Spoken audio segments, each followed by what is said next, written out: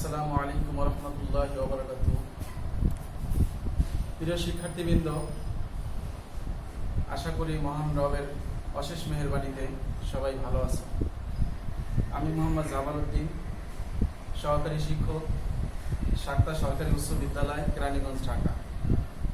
আমি আজকে তোমাদের সামনে উপস্থিত হয়েছি নবম ও দশম শ্রেণীর ইসলাম ও নৈতিক শিক্ষা বইয়ের দ্বিতীয় অধ্যায় থেকে পাঠ ৩ অর্থাৎ আল কোরআন সংরক্ষণ ও সংকলন সম্পর্কে আলোচনা পেশ করব। আল কোরআন মহান আল্লাহ তাআলার পক্ষ থেকে একটি নিয়ামত। কোরআন হচ্ছে একটি ঐশিক গ্রন্থ, যেটা মানব জাতির হেদায়েতের একটি পথ প্রদর্শক। আল্লাহ রাব্বুল আলামিন কোরআনে কারিমে ঘোষণা করেছেন, মা ফাররাতনা ফিল কিতাবি মিন শাই, অর্থাৎ এটা এমন একটি কিতাব যার মধ্যে কোনো কিছু বাদ রাখা হয়নি। অর্থাৎ মানব জাতির জীবন পরিচালনা করার জন্য একটি পূর্ণাঙ্গ জীবন বিধান। আল কোরআন হচ্ছে সর্বশ্রেষ্ঠ ও সর্বশেষ আসমানি কিতাব। কিয়ামত পর্যন্ত আগমনকারী সকল মানুষের সার্বিক জীবন বিধান ও দিক নির্দেশনা এতে বিদ্যমান রয়েছে। সুতরাং এর সংরক্ষণ অত্যন্ত গুরুত্বপূর্ণ। মহান আল্লাহ তাআলা স্বয়ং এর সংরক্ষণের ভার গ্রহণ করেছেন। তিনি ঘোষণা করেন, ইন্না নাহনু নাযালনা যিকরা ওয়া ইন্না লাহু লাহাফিজুন। এই কোরআন আমি অবতীর্ণ করেছি এবং এর দায়িত্ব সংরক্ষণ আমি গ্রহণ করেছি। আল্লাহ তাআলা স্বয়ং আল কোরআনের সংরক্ষক। তিনি তার প্রত্যক্ষ তত্ত্বাবধানে এই কিতাব সংরক্ষণ করেন। এটি যেভাবে নাজিল হয়েছিল আজও ঠিক সেভাবেই রয়েছে এবং কিয়ামত পর্যন্ত অবিকৃত থাকবে। এবার আল কোরআন সংরক্ষণ।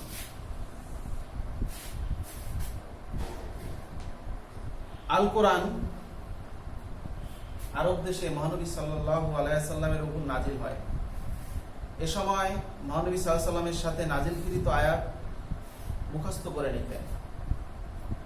এরপর বারবার তেলাওয়াতের মাধ্যমে তা স্মৃতিপথে ধরে রাখার চেষ্টা করতেন।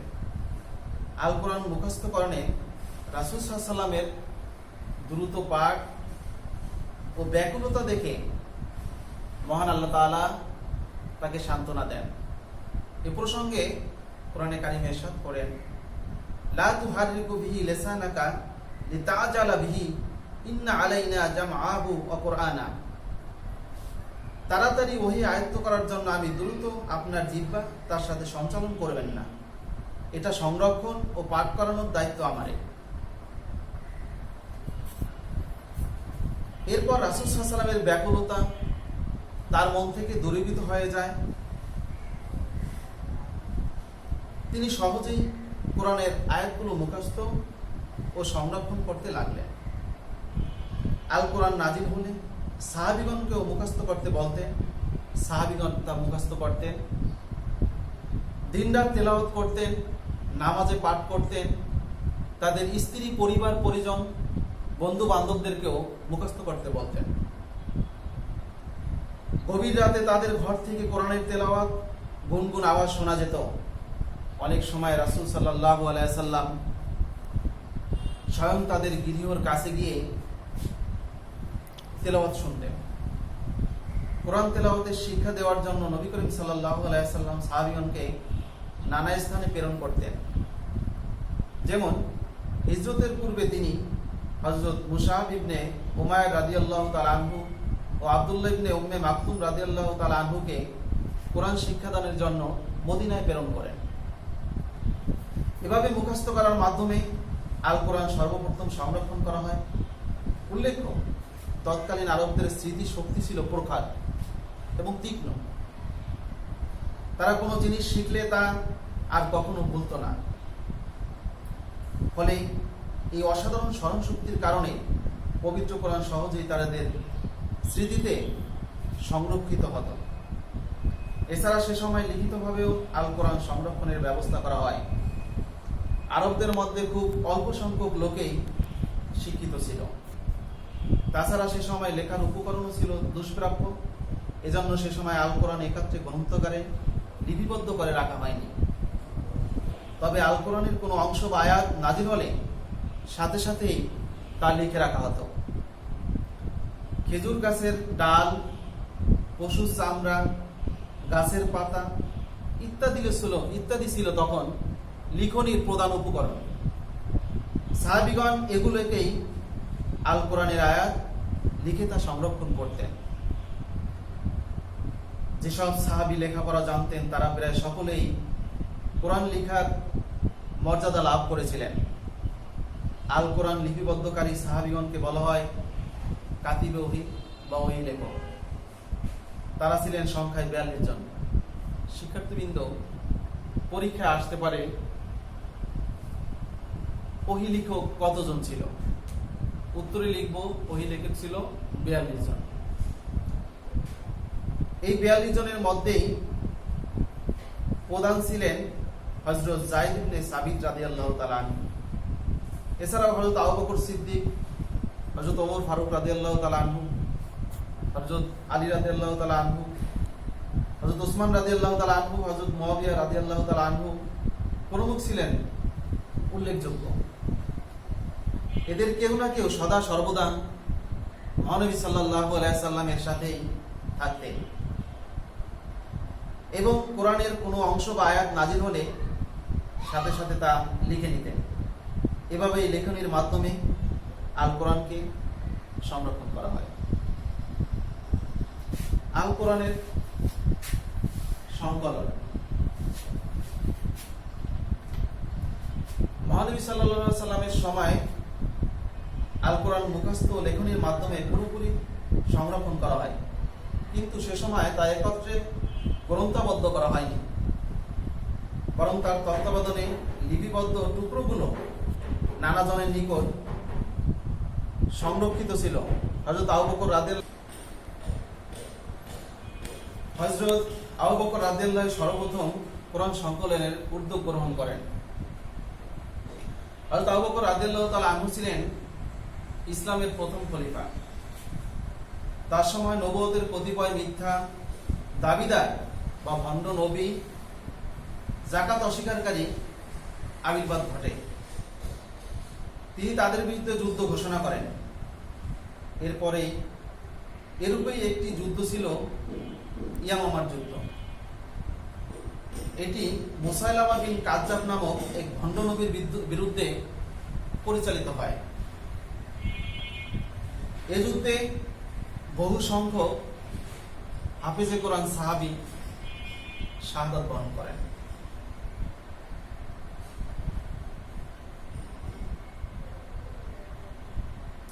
এতে হযরত ওমর রাদিয়াল্লাহু তাআলা আনহু খুব উদ্বিগ্ন হয়ে পড়েন।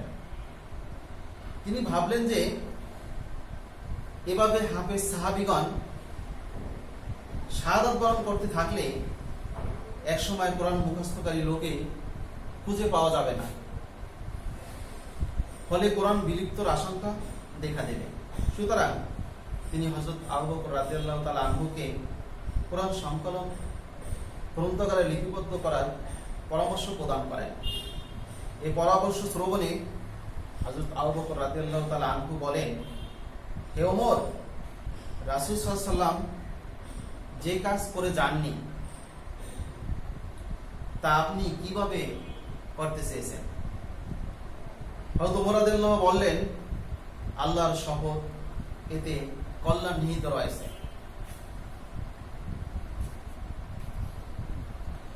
এভাবে হযরত ওমর রাদিয়াল্লাহু তাআলা আনহু বারবার অনুরোধ করায় হযরত আবু বকর রাদিয়াল্লাহু তাআলা আনহু কোরআন সংকলনের উদ্যোগ গ্রহণ করেন।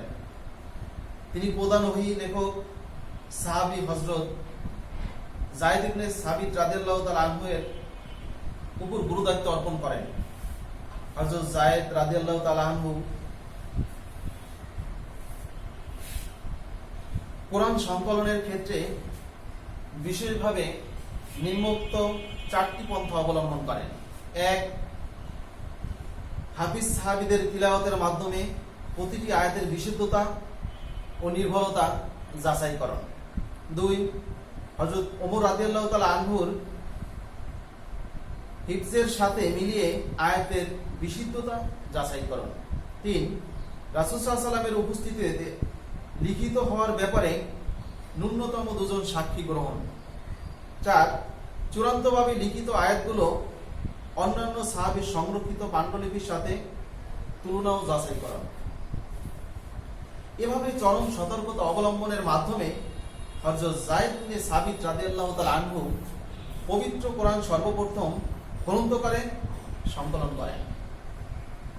এটাই ছিল সর্বপ্রথম গ্রন্থকারে লিপিবদ্ধ আল কোরআন। কোরআনের এই কমিটি হযরত আবু বকর রাদিয়াল্লাহু তাআলা আনহুর নিকট সংরক্ষিত ছিল। তার ইন্তেকালের পর এটি হযরত ওমর রাদিয়াল্লাহু এর তত্ত্বাবধানে সংরক্ষিত ছিল। হযরত ওমর রাদিয়াল্লাহু তাআলা আনহুর শাহাদাতের পর পবিত্র কোরআনের এই পাণ্ডুলিপিটি তার কন্যা উম্মুল মুমিনিন হযরত হাফসা রাদিয়াল্লাহু তাআলা আনহুর নিকট সংরক্ষিত ছিল। তৃতীয় খলিফা হযরত ওসমান রাদিয়াল্লাহু তাআলা আনহুর খেলাফতকালে কোরআন তেলাওয়াতের ক্ষেত্রে নানা মতনৈক্য দেখা দেয়।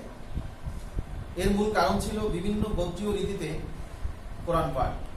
মহানবী সাল্লাল্লাহু আলাইহি ওয়াসাল্লাম সহজ করণার্থে আরবদের 60টি রীতিতে কোরআন পাঠ করার অনুমতি দিয়েছিলেন। আরবগণ এই 60টি রীতিতে এই পাঠের বিষয়টি জানতেন বলে প্রাথমিক কোনো অসুবিধা হয়নি।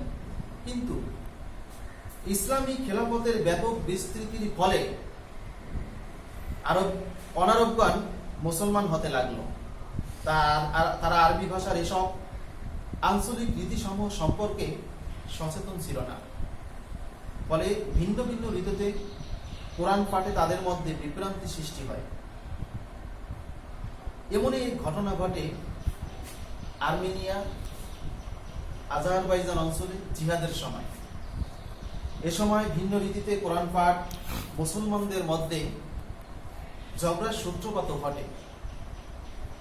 হযরত হুযায়ফা ইবনে ইয়ামান রাদিয়াল্লাহু তাআলা আনহু ঘটনাটি খলিফা হযরত ওসমান রাদিয়াল্লাহু তাআলা আনহুকে অবহিত করেন। এমত অবস্থা হযরত ওসমান রাদিয়াল্লাহু তাআলা আনহু প্রধান সাহাবীদের নিয়ে পরামর্শক্রমে কোরআন সংকলনের জন্য 4 জন সাহাবীদেরকে নিয়ে একটি বোর্ড গঠন করেন। এরা ছিলেন হযরত যায়েদ ইবনে সাবিত রাদিয়াল্লাহু তাআলা আনহু, আব্দুল্লাহ ইবনে জুবায়ের রাদিয়াল্লাহু তাআলা আনহু, সাঈদ ইবনে আস এবং আব্দুর রহমান ইবনে হারিস রাদিয়াল্লাহু তাআলা আনহু। এই বোর্ডের নেতৃত্বে হযরত যায়েদ ইবনে সাবিত রাদিয়াল্লাহু তাআলা আনহুর উপর ন্যস্ত করা হয়। হযরত যায়েদ ইবনে সাবিত রাদিয়াল্লাহু তাআলা আনহু সর্বপ্রথম হযরত হাফসা রাদিয়াল্লাহুর নিকট থেকে কোরআনের প্রথম পাণ্ডুলিপিটি নিয়ে আসেন এবং এ থেকে আরো 60টি কপি তৈরি করেন। অনুলিপি তৈরিতে সাহাবীগণ হাফিজগণের কিরাতের সাথে মিলিয়ে পুনরায় এর নির্ভরতা যাচাই করতেন। অতঃপর মূল কপিটি হযরত হাফসা রাদিয়াল্লাহু তাআলা আনহুর নিকট ফিরিয়ে দেওয়া হয় এবং তৈরি অনুলিপিগুলোর একটি খলিফার নিকট কেন্দ্রে সংরক্ষণ করা হয় আর বাকিগুলো বিভিন্ন শাসকদের নিকট দেওয়া হয়। ফলে আল কোরআন বিকৃত গরগুলোর হাত থেকে রক্ষা পায়। এরপর বিক্ষিপ্তভাবে রক্ষিত কপিগুলো একত্র করে তা পুড়িয়ে ফেলা হয়। এভাবে হযরত ওসমান রাদিয়াল্লাহু তাআলা আনহুর প্রত্যক্ষ তত্ত্বাবধানে আল কোরআন সংকলিত হয়। এই মহান কাজের জন্য তাকে জামিউল কোরআন তথা কোরআন একত্রকারী বা কোরআন সংকলনকারী বলা হয়। কোরআনের এই সংকলন সমূহ রাসূল সাল্লাল্লাহু আলাইহি ওয়াসাল্লামের নির্দেশনায় কোনরূপ পরিবর্তন করা হয়নি এবং রাসূল সাল্লাল্লাহু আলাইহি ওয়াসাল্লাম যেভাবে কোন আয়াতের পর কোন আয়াত হবে বলে গেছেন সেভাবেই সংকলন করা হয়। এভাবে সূরা সমূহকে রাসূল সাল্লাল্লাহু আলাইহি ওয়াসাল্লামের বর্ণিত ধারাবাহিকতা রক্ষা করে সাজানো হয়। বস্তুত আল্লাহ তাআলা রাসূল সাল্লাল্লাহু আলাইহি ওয়াসাল্লামকে এরূপ ধারাবাহিকতা শিক্ষা দিয়েছেন। জিবরাইল আলাইহিস সালাম যখনই কোনো আয়াত নিয়ে আসতেন তখন এই আয়াতগুলো কোন সূরার কোথায় স্থাপন করতে হবে তা রাসূল সাল্লাল্লাহু আলাইহি ওয়াসাল্লামকে বলে দিতেন। সে অনুযায়ী রাসূল সাল্লাল্লাহু আলাইহি ওয়াসাল্লাম সাহাবীগণকে দ্বারা লিখিয়ে নিতেন।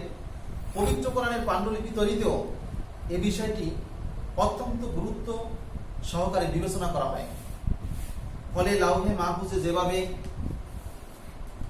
কোরআন বিন্যস্ত রয়েছে, বর্তমান কোরআন মাজিদ ঠিক সেভাবেই বিন্যস্ত রয়েছে। হযরত ওসমান রাদিয়াল্লাহু তাআলা এ সময়ে তৈরিকৃত কোরআনের পাণ্ডুলিপিতে হরকত বা শর্টচিহ্ন ছিল না। ফলে অনারব মুসলমানগণ কোরআন তেলাওয়াতের বেশ কিছু অসুবিধার সম্মুখীন হয়। ইরাকের উমাইয়া বংশীয় শাসনকর্তা হাজ্জাজ বিন ইউসুফ পবিত্র কোরআনের হরকত সংযোজন করে এই অসুবিধা দূর করে। বস্তুত এটা কোরআনের কোনো নতুন সংযোজন নয়, বরং আগে হরকত সহ পড়া হলেও তা লেখা হতো না। কেননা আরবগণ এমনিতেই তা বুঝতে পারতেন। হাজ্জাজ ইবনে ইউসুফ উচ্চারিত এসব হরকত সমূহে পবিত্র কোরআনে উল্লেখ করে দেখিয়ে দেন মাত্র। ফলে অনারবগণের জন্য কোরআন তেলাওয়াতের বাধা বিপত্তি অপসারিত হয়ে যায় এবং তারা সহজভাবেই কোরআন তেলাওয়াত করতে পারেন। তাদের কোরআন তেলাওয়াতে আর কোনো অসুবিধা থাকে না, রইল না। উল্লেখ্য, পরবর্তী সময়ে পবিত্র কোরআন আরো নবতর ও সহজ উপায়ে সংকলন করা হয়।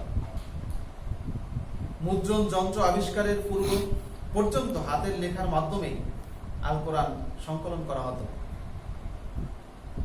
মুদ্রণ আবিষ্কারের পরবর্তীতে অত্যন্ত সতর্কতার সাথে আল কোরআনের লক্ষ লক্ষ কপি মুদ্রণ করা হতে থাকে। এমনকি বিশ্বের প্রায় প্রতিটি ভাষায় এর অনুবাদ, ব্যাখ্যা, গ্রন্থ প্রকাশিত হয়। সুতরাং